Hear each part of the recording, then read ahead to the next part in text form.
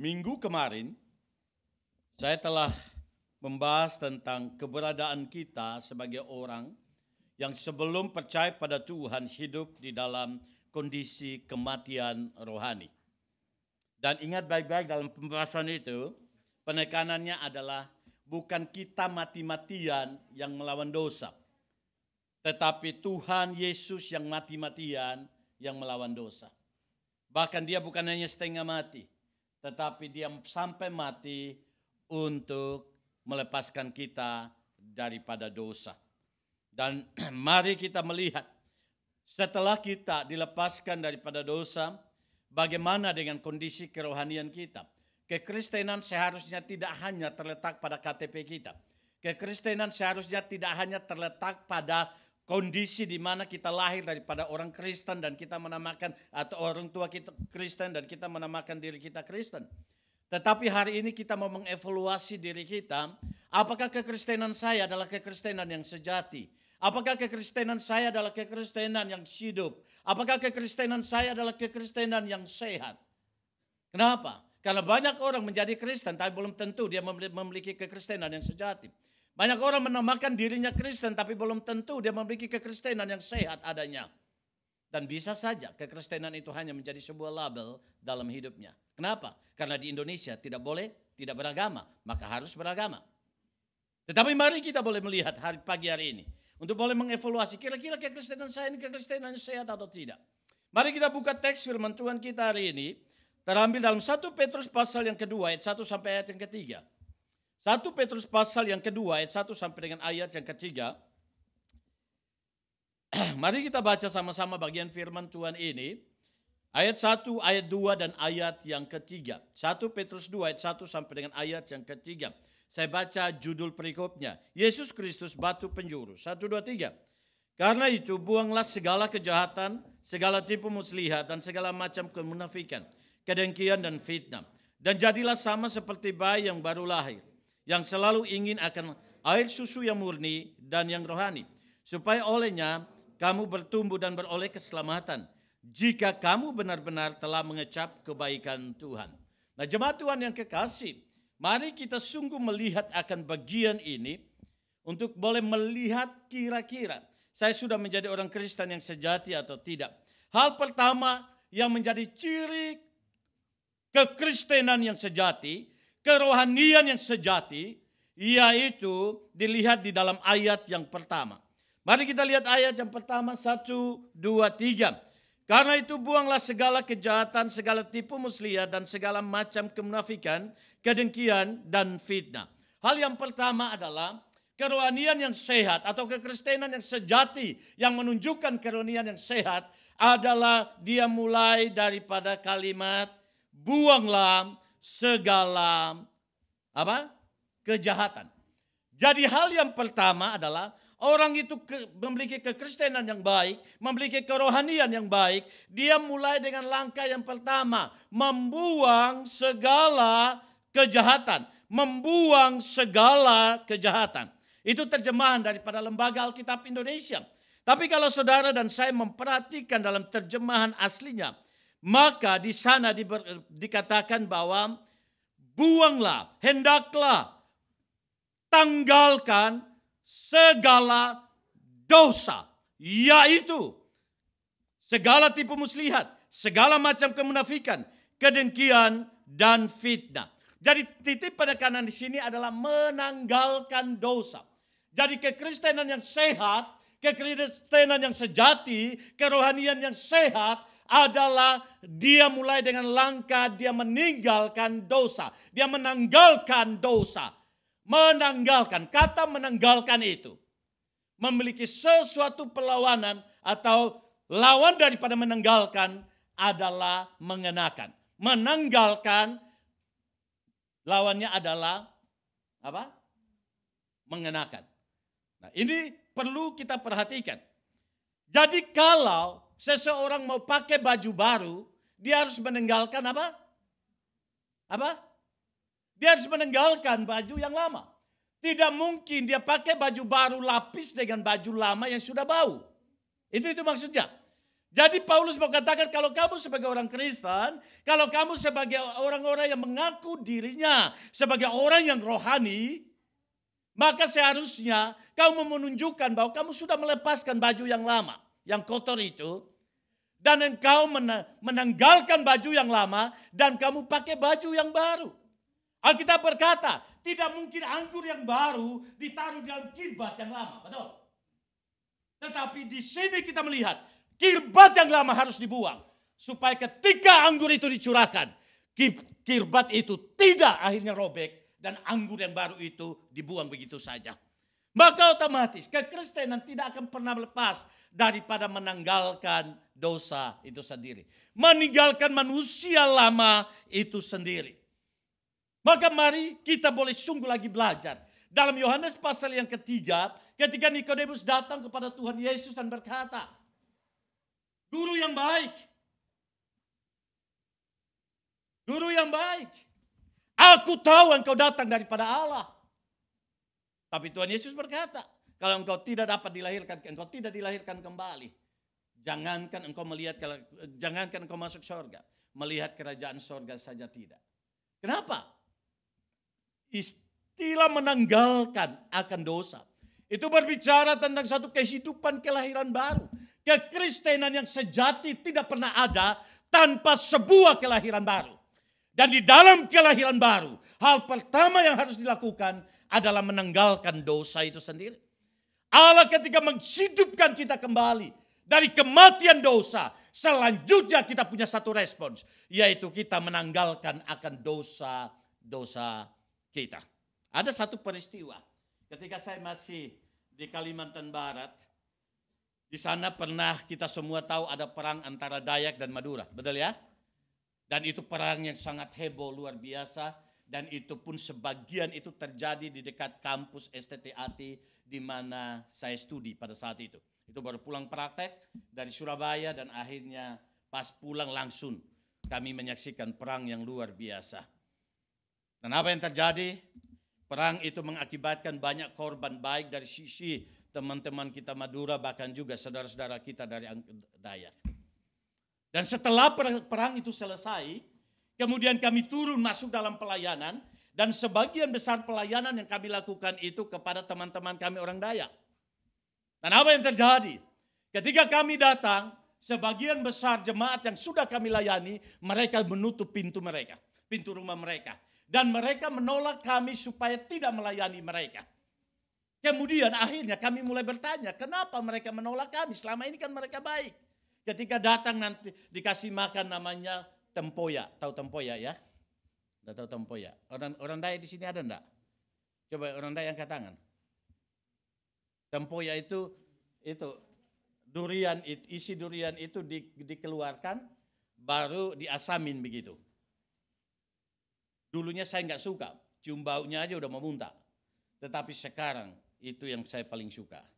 Apalagi dicampur dengan jagung bose, ya Bung itu enak banget itu. Tetapi ketika kami datang, mereka menutup pintu dan akhirnya kami mendapatkan jawaban, kenapa setelah perang itu mereka tidak mau lagi menerima kami, oleh karena mereka berkata begini, karena kami terima Tuhan Yesus, kalian melayani kami, kalian akhirnya melayani kami dan akhirnya kami serahkan okultisme kami menyerahkan akan jimat-jimat kami menyerahkan akan kepercayaan kami dan akhirnya itu dibakar, itu dilenyapkan dan akhirnya kami menyatakan diri kami sebagai orang Kristen yang sejati. Tapi apa yang terjadi? Dalam peperangan yang sudah terjadi, banyak sekali keluarga kami korban. Kenapa? Karena setelah kami melepaskan jimat itu, kami melepaskan okultisme itu, ternyata kami tidak lagi kebal terhadap peluru, terhadap pedang, terhadap mandau, terhadap tombak dan lain sebagainya. Sehingga ketika musuh menombak kami itu masuk, ketika musuh menembak kami masuk, ketika musuh memotong kami pakai mandau, masuk. Dan mereka berkata kalau kami tidak melepaskan semuanya, tidak mungkin keluarga-keluarga kami ini mati. Dan penyebab kematian daripada keluarga-keluarga kami adalah kalian hamba Tuhan yang melayani kami. Di sini pernyataan ini. Satu sisi sebenarnya dulu pun sebenarnya orang Dayak itu kebanyakan adalah Kristen. baik Kristen Protestan maupun Kristen Katolik. Tetapi mereka campur, sebagian, tidak semuanya. Sebagian itu campur dengan kepercayaan okultisme. Kepercayaan okultisme. Jadi satu sisi hari Minggu ke gereja, tetapi dari satu sisi yang lain ada apa? Jimat-jimat yang dipegang, okultisme yang dipegang, kuasa-kuasa kegelapan yang dipegang. Dan saya percaya itu tidak hanya terjadi di Kedayak, di Kalimantan. Tapi saya percaya bahwa itu pun terjadi di daerah-daerah yang mayoritas Kristen. Saya tegaskan ini. Hal itu pun terjadi dalam kondisi mayoritas Kristen. Tempat-tempat yang mayoritas Kristen. Kenapa? Karena saya sendiri lahir daripada tempat di mana mayoritas Kristen. Tetapi di tempat saya lahir, di situ pun banyak sekali jimat-jimat. Yang kami kenal dengan namanya Swangi. Sehingga satu sisi ke gereja jalan, tapi satu sisi penyembahan berhala jalan. Satu sisi berdoa di dalam gereja mengandalkan kuasa Tuhan. Tapi satu sisi keluar dari gereja itu ada kekuatan-kekuatan kegelapan yang dipercaya. Maka di kampung kami, coba bayangkan sebelum mereka bercocok tanam, panggil pendeta berdoa. Tapi habis itu selesai pendeta berdoa, anjing dipotong dan darahnya itu dikelilingi di tempat yang mau ditanam. Jadi campur aduk dua-duanya di sana. Paulus katakan kepada mereka, kalian tidak akan pernah punya kerohanian yang sejati kalau kalian tidak sungguh-sungguh menanggalkan akan dosa, menanggalkan akan kejahatan. Maka kita tidak akan pernah bisa memiliki identitas sebagai orang Kristen yang sejati. Karena otomatis kegelapan tidak akan pernah bisa bersatu dengan apa? Terang. Maka ketika terang itu hadir, maka kegelapan itu pun harus dilenyapkan. Saya tidak tahu sejauh mana berapa orang yang datang dari Indonesia dan mungkin dibekali dengan kuasa-kuasa seperti itu. Tetapi kalau kita menjadi satu sisi menjadi orang Kristen, tapi satu sisi kita masih memiliki pegangan-pegangan seperti itu, maka kerohanian kita bukanlah kerohanian yang sehat. Kekristenan kita bukanlah kekristenan yang sejati. Itu poin yang pertama. Poin yang kedua yang bisa kita lihat di sini adalah ciri kerohanian yang sejati atau kekristenan yang sejati. Ya, tidak hanya berkata bahwa kita harus menanggalkan setiap dosa kita, menanggalkan setiap kejahatan kita. Tapi hal yang kedua yang bisa kita lihat di sini adalah ayat yang kedua berkata, mari kita baca sama-sama 1, 2, 3. Dan jadilah sama seperti bayi yang baru lahir, yang selalu ingin akan air susu yang murni dan yang rohani, supaya olehnya kamu bertumbuh dan apa? Beroleh keselamatan. Hal yang kedua yang bisa kita lihat di sini adalah ciri kerohanian yang sehat atau Kristen yang sejati, yaitu dia menginginkan air susu yang murni dan apa di sana? Yang rohani. Jadi air susu yang murni dan yang rohani. Nah, di sini pun kalau saudara dan saya memperhatikan akan teks ini, maka di sini dikatakan dan jadilah sama seperti apa? Bayi yang baru lahir, dan jadilah. Ternyata kalau saudara dan saya memperhatikan teks aslinya, nggak ada kata dan jadi. Nggak ada kata dan jadilah, jadilah. Nah, istilah kalau dalam bahasa Indonesia, penekanan di sana adalah jadilah, sebuah imperatif, sebuah perintah. Tapi terjemahan bahasa Yunani tidak ada kata itu. Kalau demikian yang benarnya apa? Terjemahan yang tepat adalah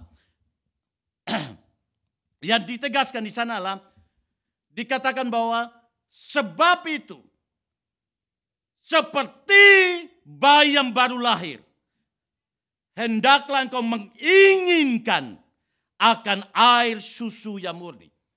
Jadi di sini penekanan bukan kepada menjadi bayi di sana. Kenapa? Karena konteksnya kalau kita lihat 1 Petrus 1 ayat 18 di sana dikatakan Tuhan sudah mengerjakan satu kehidupan yang baru kepada mereka. Tetapi selanjutnya adalah Paulus mau menekankan supaya mereka punya satu keinginan akan air susu yang murni.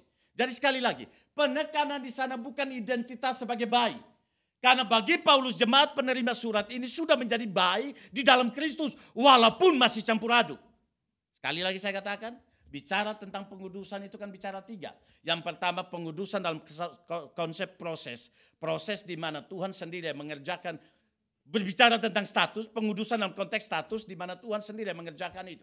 Tetapi proses itu adalah Tuhan sendiri, Tuhan bekerja dan kita juga harus aktif bekerja. Tetapi kekudusan yang terakhir itu adalah konsumasi atau penggenapan. Nah dalam konteks ini adalah Paulus mau menekankan begini. Kalau kamu sudah meninggalkan dosamu, maka seharusnya yang kedua itu muncul adalah ada satu keinginan dalam dirimu untuk merindukan akan air susu yang murni dan rohani. Itu maksudnya.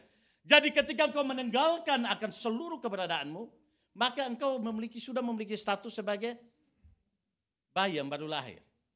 Dan bayi yang baru lahir itu merindukan air susu yang murni. Keinginanmu, hasratmu. Nah kata keinginan di sini sebenarnya lebih menekankan bukan hanya, aduh aku lihat itu kemudian aku ingin. Aku lihat makanan di situ kemudian aku ingin tapi aku tidak bikin apa-apa. Ataukah mungkin seperti saya yang berat badannya ini sudah 80-an.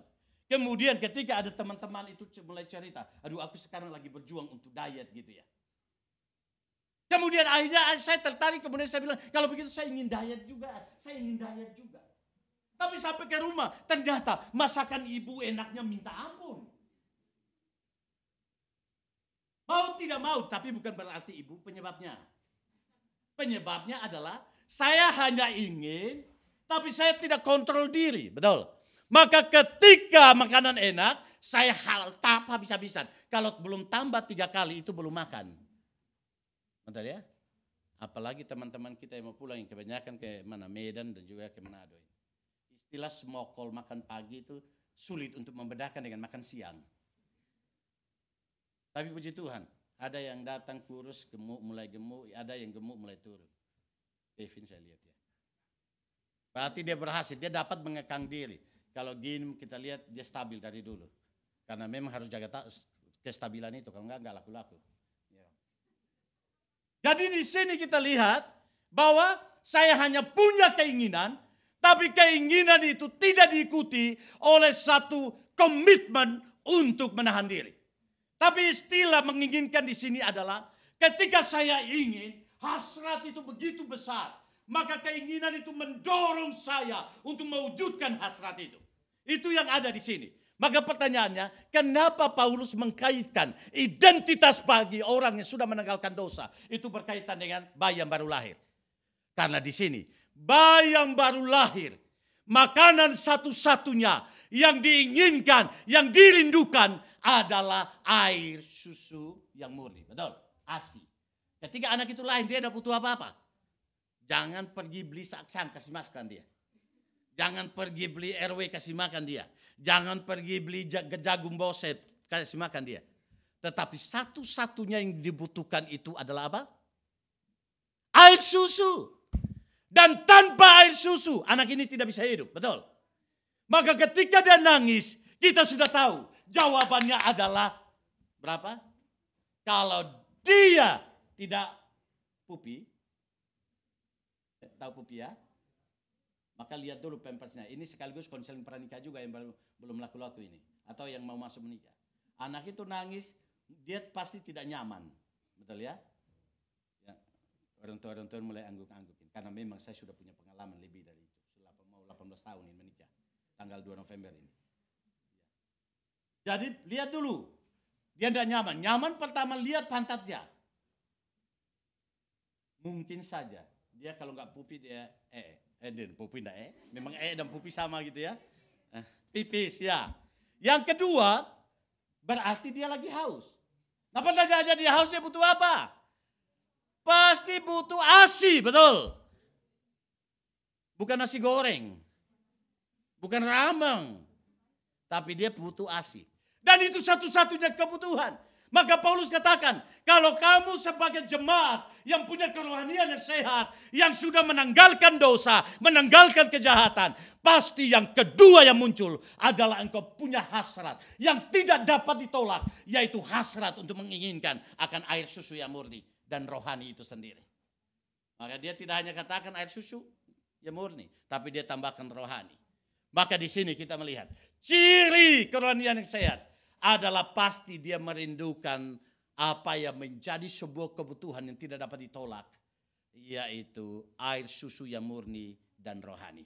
Kalau saudara dan saya memperhatikan beberapa terjemahan King James Version, bahkan juga beberapa terjemahan bahasa Inggris yang lain, dia tidak menerjemahkan air susu yang murni dan rohani, tetapi air susu yang murni dan firman. Air susu yang murni dan firman. Tetapi kata firman atau rohani di sana, dalam bahasa Indonesia dipakai rohani, itu dalam bahasa Yunani kata yang dipakai adalah logikos atau logikon atau logikos. Kata logikos atau logikon itu tidak pernah diterjemahkan dengan firman, tetapi itu hanya diterjemahkan dengan rohani. Maka terjemahan bahasa Inggris kelihatannya langsung menusuk kepada tujuan itu sendiri. Fenomena di balik kalimat ini. Tetapi terjemahan bahasa Indonesia, saya lebih setuju terjemahan bahasa Indonesia mengatakan air susu yang murni dan rohani. Tetapi otomatis di balik kalimat ini tidak akan pernah lepas daripada yang rohani itu adalah firman. Air susu yang murni itu adalah firman. Mengapa? Karena itu tepat seperti apa yang dikatakan dalam Matius 4 ayat 4. Apa isinya? Pendalaman Alkitab.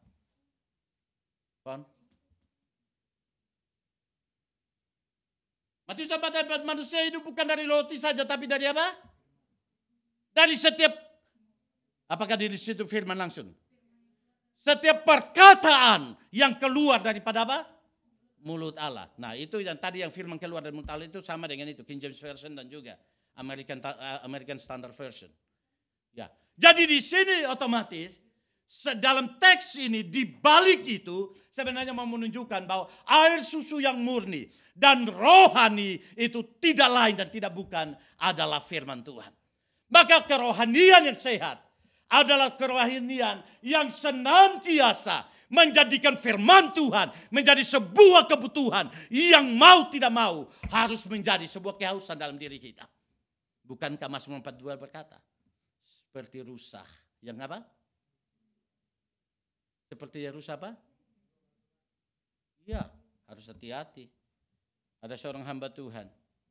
Dalam satu sekolah teologi ada seorang hamba Tuhan pimpin pujian. Dan ketika memasuk dalam pemberitaan firman Tuhan, dia berkata begini, sebelum kita dengar firman Tuhan, kita mengangkat pujian seperti rusa. Tetapi sebelum kita masuk dalam firman Tuhan, kita menyembah Tuhan dengan lagu ini seperti rusa. Dan setelah nyanyikan lagu itu, kemudian dibilang, yang bapak-bapak kaum Adam, silakan tunduk kepala dan menyembah Tuhan. Sedangkan kaum Hawa atau ibu-ibu seperti rusa katanya. Semua kaget. Jadi bapak-bapak silakan tunduk dan kaum ibu seperti rusa. Maksudnya nyanyikan seperti rusa. Tetapi ketika bilang begitu, kemudian pemain musiknya berkata, rusa yang mana? Kenapa dia bilang rusa yang mana? Karena lagu itu kan banyak versinya. Seperti rusa rindu sungaimu. Betul ya? Yang kedua, seperti rusa merindukan air. Jangan lanjut, nanti dilanjutkan sama PA Hirakata. Ada lagi ya? Ada lagi. Apa lagi itu? Nah itu. Maka pertanyaan tim musik itu betul. Rusa yang mana lagi? Tapi dalam teks ini kalau lihat Mazmur 42 dikatakan seperti rusa yang rindu akan sungai. Dalam Septuaginta itu adalah terjemahan bahasa Ibrani ke bahasa Yunani. Kata rindu di sana sama dengan konteks teks ini. Di mana kita menginginkan, kita punya hasrat yang dalam akan firman itu sendiri. Rusa itu ketika dia haus di padang gurun, yang dia butuhkan adalah air. Dan itu hasrat yang tidak dapat ditolak dalam seluruh kehidupannya. Pertanyaan saya, apakah hasrat itu pernah ada dalam kehidupan kita apa tidak? Bangun pagi, merenungkan firman Tuhan apa tidak? Tidur, merenungkan firman Tuhan apa tidak? Padahal di sini kita melihat rahasia hidup ini berhasil ketika kita merenungkan firman Tuhan. Kenapa? Mazmur 1 itu berkata, berbahagialah orang yang merenungkan apa? Taurat Tuhan siang dan malam. Kenapa? Mereka seperti pohon yang ditanam di tepi aliran air, yang menghasilkan buahnya pada waktunya. Dan tidak akan layu daunnya. Dan apa saja yang diperbuat itu pasti apa? Berhasil.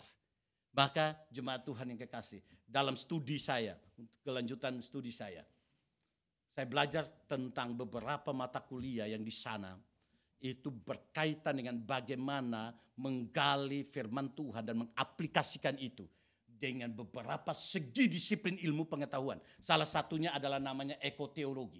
Ekoteologi itu berbicara tentang bagaimana kita melestarikan akan alam ini. Tetapi di dalam melestarikan alam ini ada suatu perhitungan-perhitungan yang perlu kita mengerti di sana. Dan ternyata itu adalah landasan semuanya daripada kebenaran firman Tuhan. Padahal apa? Jawaban hidup ini sebenarnya ada manual booknya. Dan manual booknya itu adalah bersumber daripada Alkitab sendiri. Kita seringkali stres ketika menghadapi masalah. Kita seringkali stres oleh karena menghadapi pergumulan-pergumulan hidup. Kenapa? Karena kita tidak punya manual book. Padahal Tuhan sudah memberikan manual book. Saya percaya ketika saudara memberi satu komputer atau juga memberikan alat elektronik, tidak mungkin dikasih hanya seperti begitu saja. Tetapi pasti dilengkapi dengan manual book, betul ya? Dan di situ penuntun untuk tahu bagaimana kita bisa memakai akan alat itu. Dan ingat baik-baik, Tuhan sudah memberikan hidup ini bagi kita. Tapi Tuhan tidak hanya memberikan hidup ini bagi kita. Kalau hanya hidup ini diberikan bagi kita, kita bingung bagaimana mengoperasikan hidup ini, menjalani hidup ini. Tapi selanjutnya Tuhan memberikan manual book bagi kita, yaitu Alkitab. Sehingga melalui perjalanan hidup kita, kita boleh dituntun oleh kebenaran firman Tuhan. Maka mari kita boleh sungguh lagi belajar. Hal yang kedua yang harus menjadi kesukaan bagi kita adalah firman Tuhan itu sendiri dalam hidup kita. Karena disinilah kita tahu bagaimana kita mengarahkan hidup ini. Bagi yang akan mau pulang ke Indonesia, saya percaya bahwa tantangan hidup di Indonesia semakin berat. Kenapa? Kenapa? Karena saudara pulang ke dalam kenyamanan hidup di sana. Bukan hanya COVID saja, tapi mulai ketemu teman lama. Ya toh? Di sini sudah mulai lepaskan itu apa namanya? Mulai lepaskan itu kereta api batubara. Betul ya? Tiba-tiba ada teman-teman mulai datang. Lu sudah jadi pendeta ya? Hah? Dasinya keren juga. Lu sudah jadi penatua ya? Kamu sudah jadi oporus ya katanya. Udah jadi oporus ya? Kenapa? Karena ketika ditawarkan sebatang, kita bilang, no way. Ini bait Roh Kudus. Langsung dia bilang, rohani kali kau ya. Akhirnya apa? Kita mulai dijauhi, betul? Ketika orang mau dekat kita, belum tidak usah dekat, dia sudah pendeta dia itu. Udah pendeta dia. Mulutnya tidak asam lagi dia katanya. Betul ya? Biasanya di sini nyanyinya, ku mau sepertimu Yesus. Pulanglah, ayo nyanyi. Nyanyi apa? Roma Irama. Jangan, itu dosa. Itu dosa. Tidak boleh keluar dari mulut yang kudus ini. Apakah dengan tantangan lingkungan seperti itu, kita masih berdiri teguh sebagai orang yang percaya kepada Tuhan, yang kerinduannya adalah firman Tuhan, atau tidak? Ataukah kita diajak ke tempat-tempat tertentu dan akhirnya kita mulai lupa dengan firman Tuhan? Ingat, orang itu rohani bisa saja karena pengaruh lingkungan di mana dia tinggal. Kenapa? Karena mungkin mayoritas itu punya semangat pelayanan, semangat melayani Tuhan, semangat beribadah, semangat kerohaniannya sangat luar biasa. Maka mau tidak mau kita terhisap di dalamnya. Tapi belum tentu ketika kita keluar daripada komunitas itu, kita masih punya suatu keteguhan untuk berdiri teguh di dalam setiap situasi yang kita alami. Maka banyak orang bertanya kepada saya, kenapa orang Jepang itu kelihatan etikanya hebat? Jawaban saya adalah, oleh karena mereka diikat oleh budaya dari sejak masa kecil. Tapi kalau mereka dipindahkan kepada budaya yang lain, belum tentu mereka masih mempertahankan budaya seperti itu. Banyak sekali. Ya, banyak sekali terjadi. Maka otomatis harapan saya adalah mari kita belajar sebagai orang yang memiliki kerohanian sejati, yang menanggalkan dosa, tapi yang kedua merindukan firman sebagai sebuah kebutuhan yang tidak boleh ditolak dalam seluruh kehidupan kita. Punya hasrat yang kuat yang dalam atas firman Tuhan. Yang ketiga, yang terakhir, percaya saja ini terakhir ini. Yang terakhir, yang bisa kita lihat di sini dalam ayat yang ketiga, di sana dikatakan, jika kamu benar-benar telah apa? Mengecap kebaikan Tuhan. Jadi yang ketiga adalah ciri kerohanian yang sehat tidak hanya bicara tentang dia menanggalkan dosa, tidak hanya bicara tentang dia rindu firman Tuhan, tapi yang ketiga adalah dia terus-menerus melihat segala situasi yang dialami itu adalah semua dalam kebaikan Tuhan. Mengapa? Karena kalimat saya begini, tidak ada satu peristiwa pun yang kita alami dalam hidup kita itu tidak diizinkan oleh Tuhan. Pasti diizinkan oleh Tuhan. Kenapa? Karena kita biji mata Tuhan, kita anak Tuhan. Kita adalah orang-orang yang sudah ditebus oleh Tuhan. Dan kalau Tuhan melakukan sesuatu buat kita, itu pasti baik adanya. Mungkin ketika kita rasakan kelihatannya tidak baik. Tetapi itu adalah satu proses yang menuju pada sebuah kebaikan yang Tuhan sediakan bagi kita. Nah, bagaimana kita bisa berdiri teguh dalam kerohanian yang sehat? Ingat baik-baik. Rahasianya adalah lihat ke belakangmu dan ingat semua kebaikannya. Ada lagu, ingat kasihnya, ingat kebaikannya. Khotbah hari ini sepertinya saya saingan sama insinyur Niko ya. Setiap poin saya harus nyanyikan. Ingat kasihnya, ingat kebaikannya dan anugerahnya, selamatkanku. Betul. Jadi rahasianya supaya kita tidak kendor dalam setiap perjalanan hidup kita. Ingat kebaikan Tuhan. Dan di sini dikatakan mengecap kebaikan Tuhan. Kata mengecap sebenarnya dalam terjemahan ini lebih tepat itu adalah menikmati. Menikmati. Sebenarnya kata yang tadi juga Mazmur itu, kata mengecap di sana saya harus jadi terjemahkan juga menikmati. Menikmati kebaikan Tuhan. Bagaimana menikmati? Mengingat kebaikan Tuhan dan menikmati kebaikan Tuhan. Dan peristiwa itu, kata ini mengingatkan saya ketika dua murid Tuhan, Lukas dan Eklopas, mereka berjalan ke Emmaus. Dan di sana mereka dalam ketidakpengharapan, mereka bingung karena guru mereka sudah mati. Dan sepertinya sih tidak punya pengharapan lagi. Mereka tidak punya lagi pengharapan. Dan apa yang terjadi? Tiba-tiba Tuhan muncul dan Tuhan bertanya, apa yang kalian percakapkan? Kemudian dia berkata, tidakkah kau tahu tentang Yesus orang Nazaret itu? Yang sekarang telah mati dan telah dikuburkan. Kemudian Yesus katakan, hai kamu orang yang bodoh. Apa yang terjadi? Akhirnya Tuhan bawa mereka. Dan akhirnya mereka memaksa Tuhan singgah di rumah mereka. Ketika tempat penginapan, kemudian akhirnya di tempat penginapan itulah Tuhan memecahkan roti. Pertanyaan saya adalah, mengapa Tuhan memecahkan roti bagi mereka? Di sini sebenarnya Tuhan membawa mereka yang sedang kecewa, yang putus asa untuk boleh sungguh lagi melihat. Ingat ini loh roti. Kenapa? Sebelum aku masuk dalam penderitaan kita pernah perjamuan. Dan perjamuan ini berkaitan dengan apa yang sudah saya katakan. Bahwa saya akan dibawa ke Yerusalem, aku akan mati, tapi aku akan bangkit.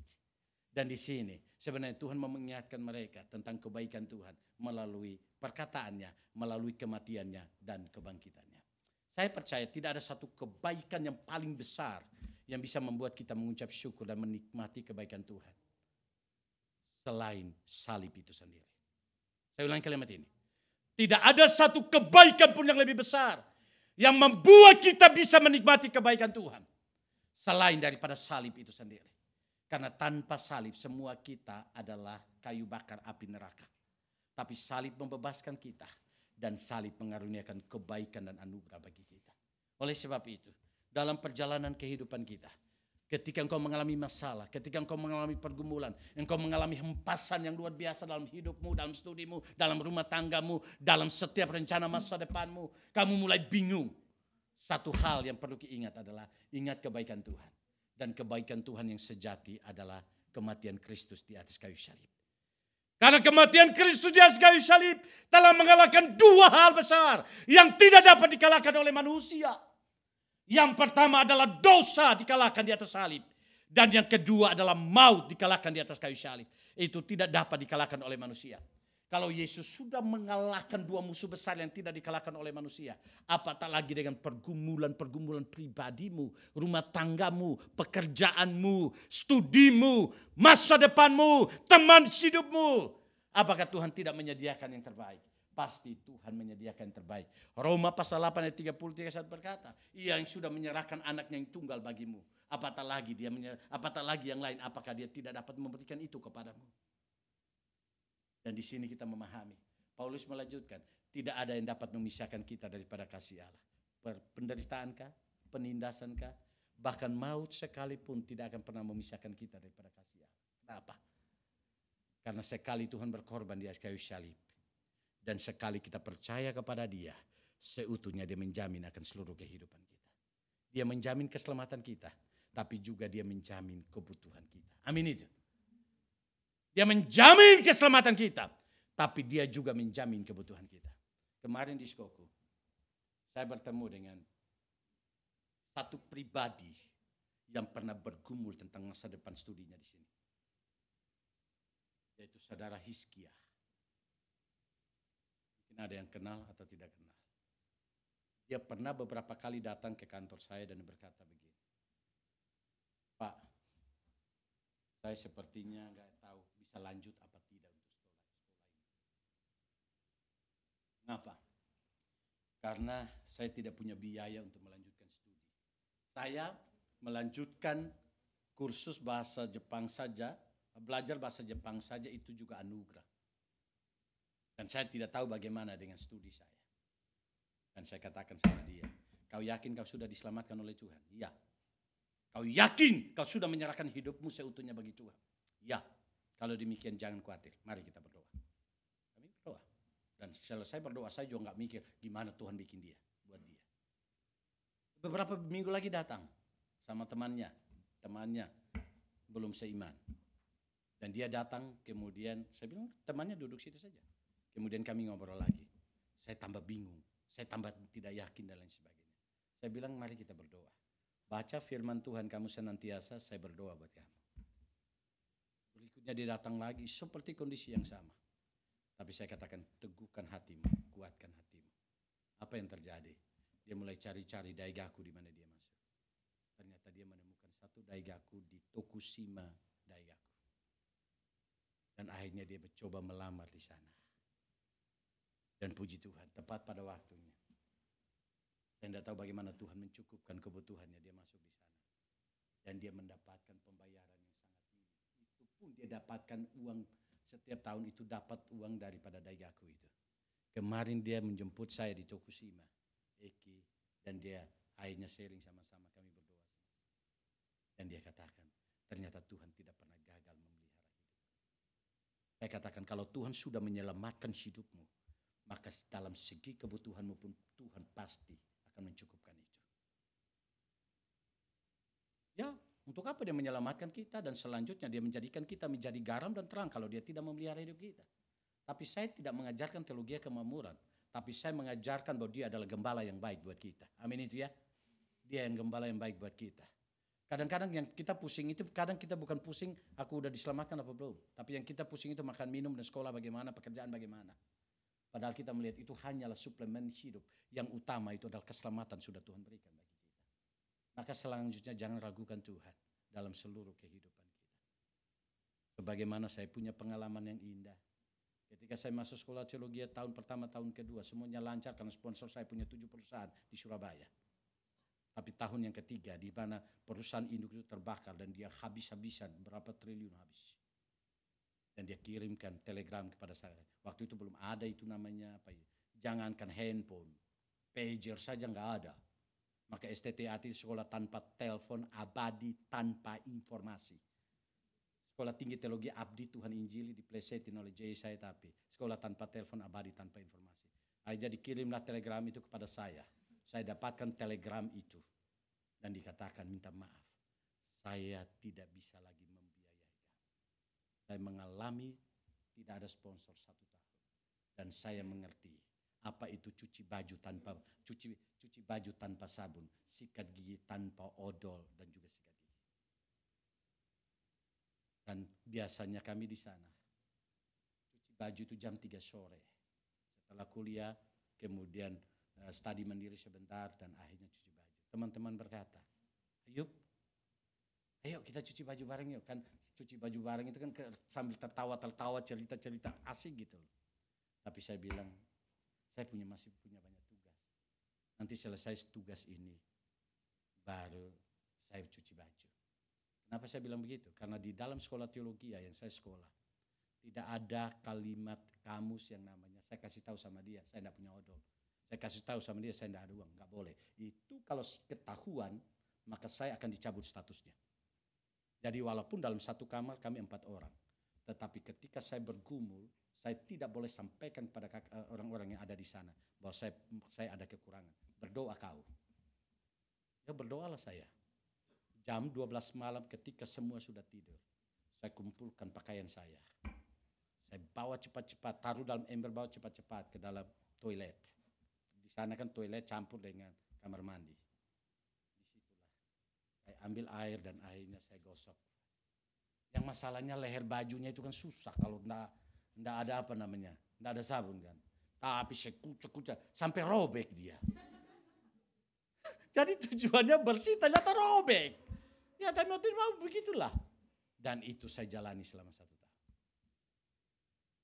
Dan biasa 6 bulan itu sudah ada peringatan dari sekolah. Kamu nggak bayar uang sekolah, siap-siap, peringatan kedua kau keluar. Itu menjadi sebuah pergumulan yang saya alami. Dan kadang saya bergumul, sikat gigi bagaimana? Saya bersyukur lahir sebagai orang Timur. Saya nggak tahu Bung Simon mengalami ini apa enggak. Tetapi orang Timur itu sikat gigi tidak pernah pakai sikat gigi atau odol. Tapi sikat gigi pakai kulit pinang. Betul ya? Kulit pinang.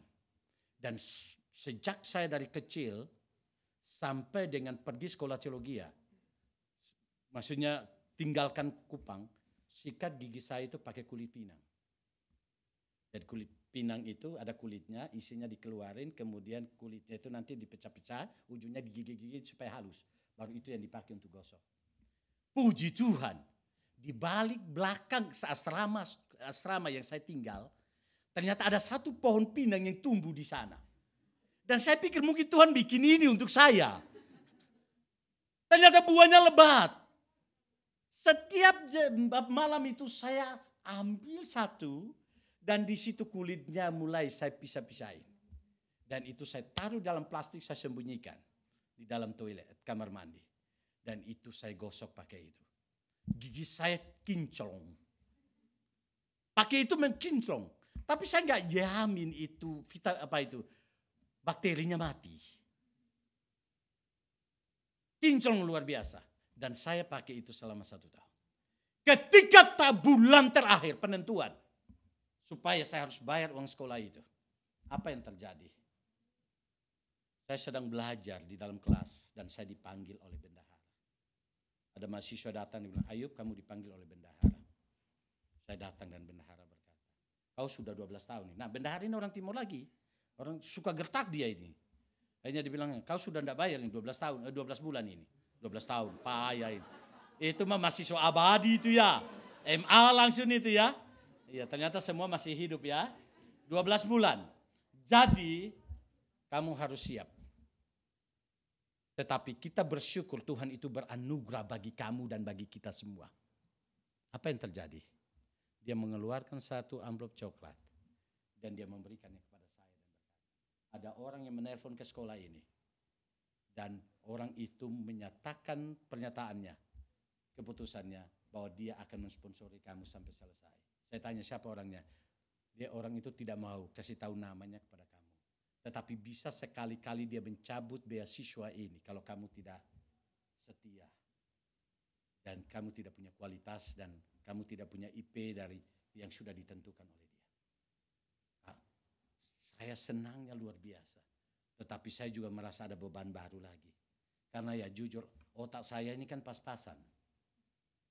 Ya otak saya ini pas-pasan. Maka itu menjadi sebuah tantangan baru buat saya. Kalau Bung Alvin, Dika dan teman-teman yang lainnya oke lah itu pasti summa cum laude. Saya mau lewat net aja susahnya minta ampun itu. Tapi itu menjadi sebuah pergumulan. Tapi itu juga menjadi daya dorong buat saya. Tapi pada akhirnya saya dapat menyelesaikan studi dengan baik. Kenapa? Karena Tuhan mengizinkan pergumulan itu bukan berarti Tuhan tidak sayang sama kita. Tapi Tuhan sedang membentuk kita. Amin itu ya. Jadi kalau ada pergumulan, jangan bilang Tuhan tidak sayang. Di balik pergumulan ada kebaikan Tuhan. Amin.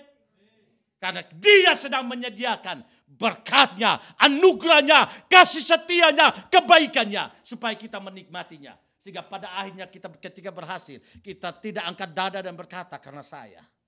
Tapi kita berkata karena Tuhan. Maka kemanapun saya pergi, ketika Tuhan memakai saya melihat ke belakang dan saya mengingat. Peristiwa-peristiwa itu untuk mengingatkan saya. Supaya saya tidak lupa bahwa sebenarnya saya ini tidak ada apa-apa. Semua karena kasih karunia Tuhan.